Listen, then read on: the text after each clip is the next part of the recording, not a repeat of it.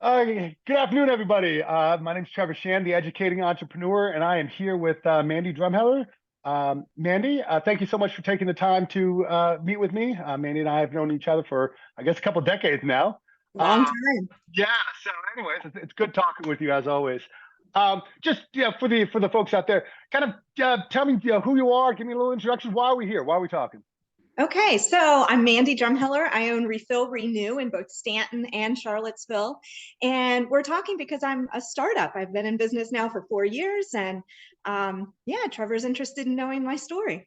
Yeah, excellent. So yeah, it was great. I talked to Mandy, I guess, a while ago, and a couple years ago about the store in Stanton. Came over and just kind of gave her some ideas on thoughts we could work on. It was a lot of fun. And so when I started this project, I said, "Wow, that'd be a great person to talk to." So, yeah. So again, just kind of starting off. As a new entrepreneur, right? I'm sure you did a bunch of research. I'm sure you did a bunch of models. I'm sure you did a bunch of everything to try and get the store ready before you ever started. But one of the things we discuss with being an entrepreneur is things come out of the blue that you didn't expect. Right. Those unknown unknowns, right? Give us an example, if you could, of something like that, something that you think that entrepreneurs should know, whether they're in their field or not, that maybe isn't in the books, or maybe they need to think about earlier or think about differently. Yeah, well, the thing that came out of the blue for us was the pandemic. I mean, for Okay. everyone, but we weren't even a year old yet.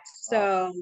So, still really wet behind the ears, and we had to transition everything to online. We had to have limited hours, and that was tough, really hard. Yeah, I can imagine. So how did you do that? Was that when you went online, was it order online and they picked up? Like how the idea, just for those who don't know, is Mandy buys a variety of products, soaps and cleaners and other items in bulk, and then the end user brings their own container, fills it there.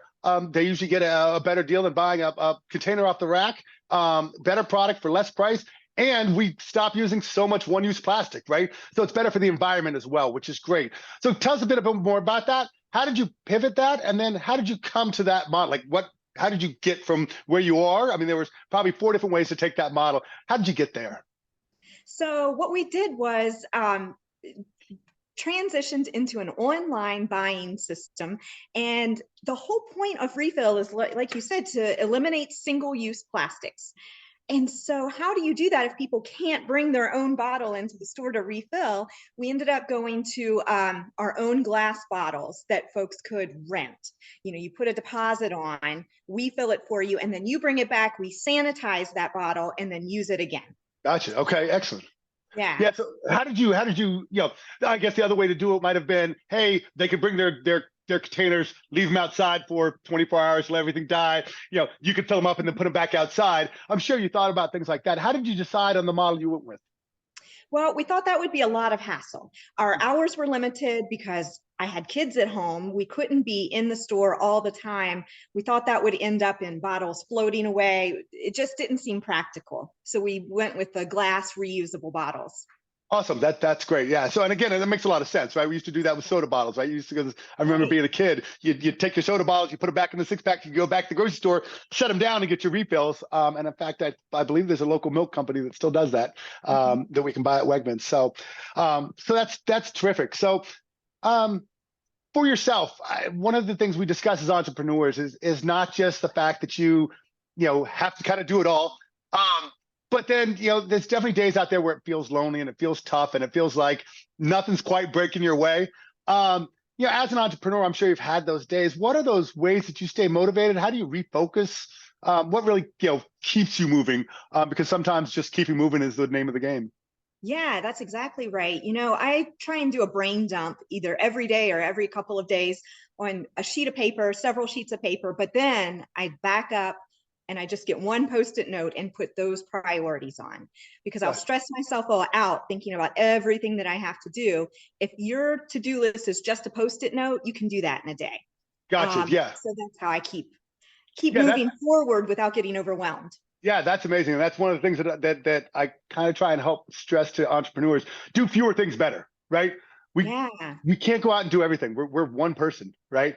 But being able to focus in and go, hey, these are the three things that are actually going to move the needle, and let's focus on those and getting those done. So that's terrific, awesome. I really appreciate that. Um, while you were starting this business and founding this business and coming up with the idea of this business and launching this business. Kind of what are the resources you use? What would you really like?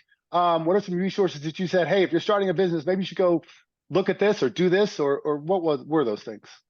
So two things that I did was I went through the SCCF, the Stanton Creative Community Fund, Okay. and took their class, which is very similar to what you do there in Charlottesville. Okay. And I only went with them because I live here in Stanton. Yeah. It was a lot easier. And they really held my hand and helped me get started, for sure. Awesome. The second thing that I did was I looked to places in California and places in Europe that had the same model and looked at them for examples, because there aren't a lot of refill stores around here. There are now, they're popping up now, but 4 years ago, I mean, the closest one I could find was probably Maine, New Jersey. Wow.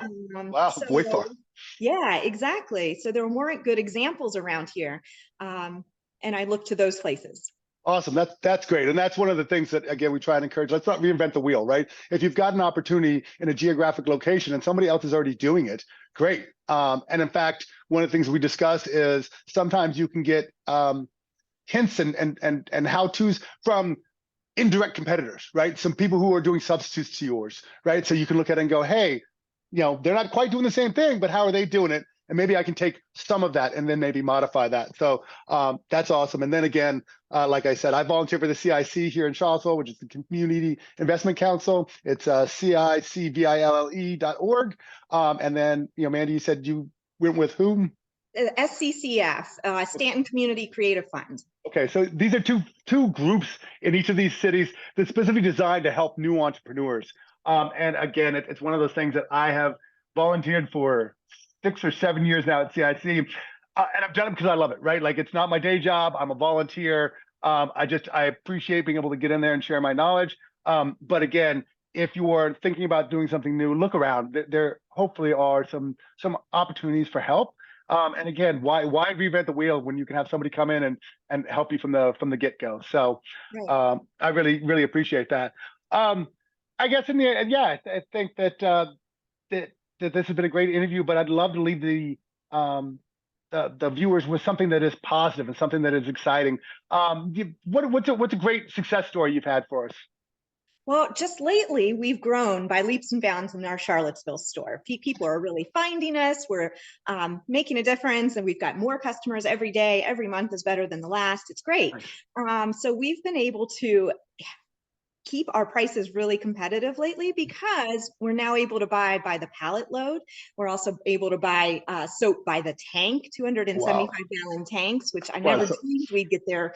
But here we are. We're getting all of our detergents, dish, laundry detergent, hand soaps by 275-gallon tanks, which is super handy right now with inflation. Yeah, we haven't had to raise any prices because it kind of balances out. Wow, that's amazing. So that's really great to hear. So it sounds like the expansion, well, I'm sure scary originally, ended up working out, and it sounds like it's really helping. Yeah, it is. Thank you. Excellent. Thank you.